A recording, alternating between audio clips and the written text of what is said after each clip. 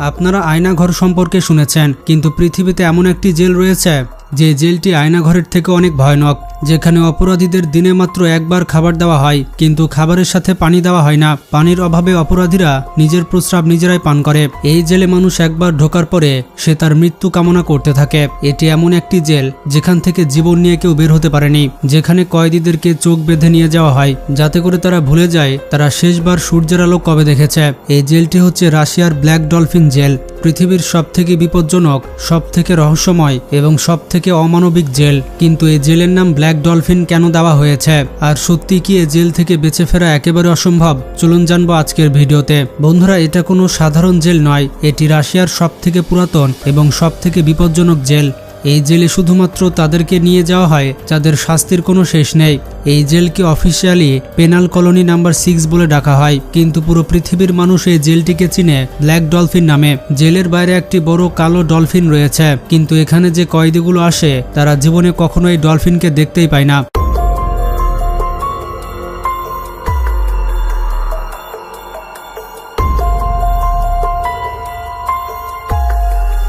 কয়েদিদেরকে চোখে কালো কাপড় বেঁধে এই জেলের মধ্যে ঢুকানো হয় যাতে করে সে ভুলে যায় বাইরের দুনিয়া কেমন দেখতে। এখন চিন্তা ভাবনা করুন যে ভেতরের দৃশ্য কেমন হবে। এখান থেকে বের হওয়ার কোনো রাস্তা নেই। যদি একবার ভেতরে চলে আসেন তাহলে আপনার মৃত্যু না হওয়া পর্যন্ত এখান থেকে বের হতে পারবেন না। একেবারে যাবজ্জীবন কারাদণ্ড। মৃত্যু পর্যন্ত এই জেল আপনার পিছু ছাড়বে না। অন্যান্য জেলের কয়েদিরা তারা তাদের শাস্তির দিনগুলো গুনতে থাকে, জেলের দেওয়ালে অনেক কিছু লিখতে থাকে। তারা স্বপ্ন দেখে যে জেল থেকে একদিন বের হবে, কিন্তু ব্ল্যাক ডলফিন জেলে আশা নামের কোনো শব্দই নেই। এই জেলের মধ্যে সময় চলে না, এখানে সময় একেবারে থমকে দাঁড়ায়। আর যে কয়েদি এই অন্ধকারের মধ্যে নেমে যায় সে কখনোই ফিরে গিয়ে তার জীবনে আলো দেখতে পায় না।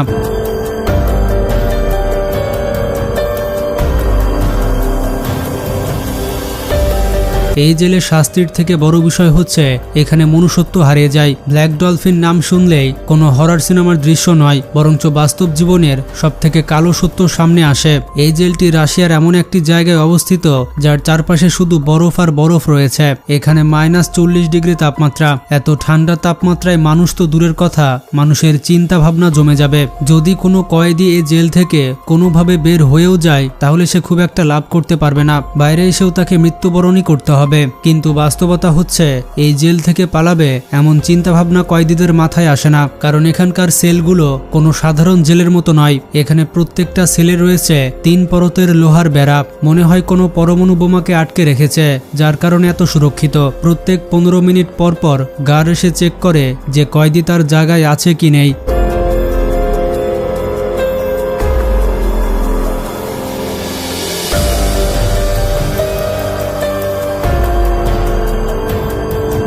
আর এই জেলের মধ্যে কেউ সাথে থাকে না, একাই থাকতে হয়। প্রত্যেকটা কয়েদিকে আলাদা রাখা হয় যাতে সে মানুষের সাথে সম্পর্ক ভুলে যায়। একবার বিখ্যাত রিপোর্টার এই জেলের পরিদর্শন করেছিল এবং সে একজন কয়েদির সাথে কথা বলেছিল। সেই কয়েদি উত্তর দিয়েছিল, এখানে মানুষ থেকে জানোয়ার হয়ে যাওয়া খুবই সহজ, কিন্তু জানোয়ার থেকে মানুষ হওয়া এখানে একেবারে অসম্ভব, কারণ জানোয়ারদের সাথেও এত খারাপ ব্যবহার করা হয় না যতটা এখানকার কয়েদিদের সাথে করা হয়। এই জেলে কোনো নিয়ম থাকে না, এই জেলে থাকে শুধুমাত্র আদেশ, আর প্রত্যেকটা আদেশের জবাব রয়েছে। একটাই জবাব, সেটি হচ্ছে ইয়েস স্যার। এই জেলের মধ্যে সাধারণ জেলের মতো কয়েদিদেরকে চলাফেরা করতে দেওয়া হয় না, বরঞ্চ তাদেরকে যখন নিয়ে যাওয়া হয় তখন তাদের মাথা নিচু থাকে এবং হাত দুটো পিছে বাঁধা থাকে। বন্ধুরা, এই পজিশনকে স্ট্রেস পজিশন বলা হয়। কয়েদিদের চোখে সবসময় কালো পট্টি বাঁধা থাকে যাতে করে তারা জেলের নকশা না বুঝে যায়, আর মাথায় কোনো ধরনের পরিকল্পনা যাতে না আসে। ন্যাশনাল জিওগ্রাফিক চ্যানেলের একটি ইন্টারভিউয়ে এই জেলের একজন গার্ড, যার নাম ছিল ডেনিস, সে সরাসরি বলেছিল, এখানকার কয়েদিদের জন্য কোনো সহানুভূতি নেই। কয়েদিদেরকে মানুষ মনে করা আমাদের জন্য অনেক কষ্টকর। আসলে সেই গার্ড কিন্তু ভুলও ছিল না। আসলে এই জেলের 700 জন কয়েদি মিলে 3500-র বেশি মার্ডার করেছে, মানে কমপক্ষে একজন কয়েদি 5 জন মানুষের জীবন নিয়েছে। এই সকল কয়েদিরা যে সেলে থাকে সেই সেলের বাইরে লেখা থাকে তারা কতটা খুন করেছে এবং কত বিপজ্জনক, যাতে করে গার্ডরা মনে রাখতে পারে যে মানুষগুলো কত খারাপ। এই জেলে কোনো কয়েদি থাকে না, এখানে থাকে সেই রাক্ষস যাদের কাহিনী শুনলে আপনার গায়ের লোম খাড়া হয়ে যাবে। প্রতিদিন ব্ল্যাক ডলফিন জেলের দরজা কিছু সময়ের জন্য খোলা হয়, কিন্তু সেটি মাত্র 90 মিনিটের জন্য। এই সময় কয়েদিদেরকে বাইরে বের করা হয় এবং তারা সবাই চেন দিয়ে বাঁধা থাকে। তাদেরকে এভাবে হাঁটাচলা করতে হয়।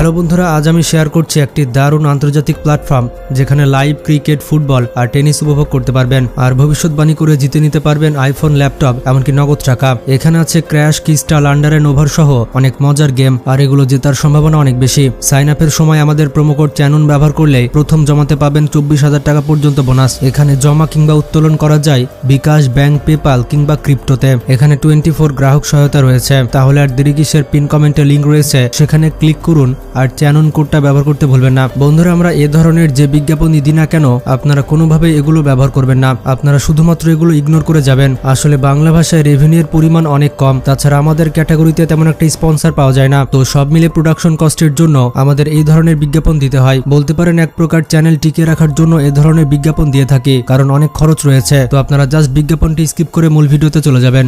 না সূর্যের আলোর সাথে তাদের বন্ধুত্ব হয়, না খোলা বাতাসের সাথে তাদের দেখা হয়। এটা স্বাধীনতার শুধুমাত্র এক ঝলক, যেটা তারা আর কখনোই পাবে না। যখন কয়েদিরা এক্সারসাইজ করে তখন গার্ড তাদের সেল চেক করে। তারা দেখে কয়েদিরা কোনো ব্লেড তো লুকিয়ে রাখেনি বা কোনো স্ক্রু তো লুকিয়ে রাখেনি।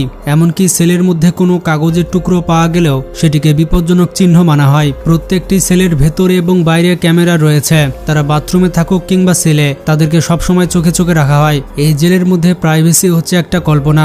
এখানে সবকিছুর উপরে নজরদারি করা হয়। এই জেলের মধ্যে সবসময় দাঁড়িয়ে থাকতে হয়, এমনকি 90 মিনিটের জন্য যখন বাইরে নিয়ে যাওয়া হয় তখনও দাঁড়িয়ে থাকতে হয়। পৃথিবীর অন্যান্য জেলে খাওয়ার জন্য ক্যান্টিন থাকে এবং অন্যদের সাথে কথা বলার জন্য জায়গা রয়েছে, কিন্তু ব্ল্যাক ডলফিন জেলে এমনটা নয়। এখানে সেলের বাইরে থেকে খাবার দিয়ে দেওয়া হয়, তাও আবার শুধুমাত্র পাউরুটি আর স্যুপ। এই খাবার প্রতিদিন, এই খাবারই প্রতি রাতে খেতে হয়।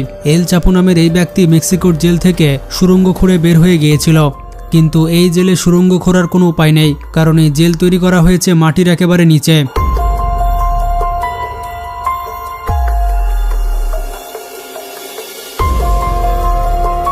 আর জেলের বাইরে রয়েছে বরফ এবং জেলের চারিদিকে রয়েছে কাঁটাতার। এর পাশাপাশি ওয়াচ টাওয়ার এবং বিপজ্জনক কুকুর তো রয়েছে। এই জেল থেকে পালানো মৃত্যুর থেকে অনেক কঠিন। স্ট্যাঙ্কো নামের একজন কয়েদি বলে, এখানে কোনো ধরনের প্রাইভেসি নেই। এই জেল মানুষকে ভেতর থেকে ভেঙে দেয়।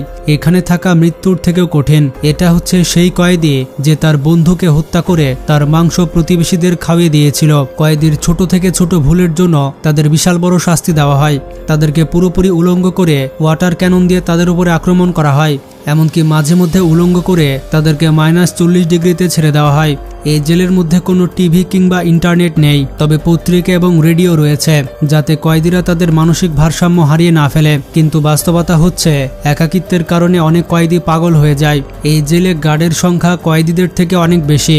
আর গার্ডের কথা বললে তারা কোনো রোবটের থেকে কম কিছু নয়। তাদের মধ্যে রাগ, দয়া, সহানুভূতি কিচ্ছু নেই। একবার চিন্তা করুন, একজন কয়েদিকে লোহার 3টা বেড়া দিয়ে ঘিরে দেওয়া হয়েছে।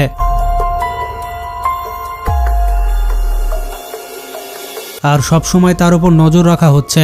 এখান থেকে পালানো কোনো পরিকল্পনা নয়, বরঞ্চ এটা কল্পনা। সেই জেলে থাকা একজন গার্ড, যে বর্তমানে একজন আইনজীবী, সে বলে থাকে ওই জেলে যে কয়েদিরা থাকে তারা হচ্ছে রাশিয়ার সবথেকে বিপজ্জনক মানুষ।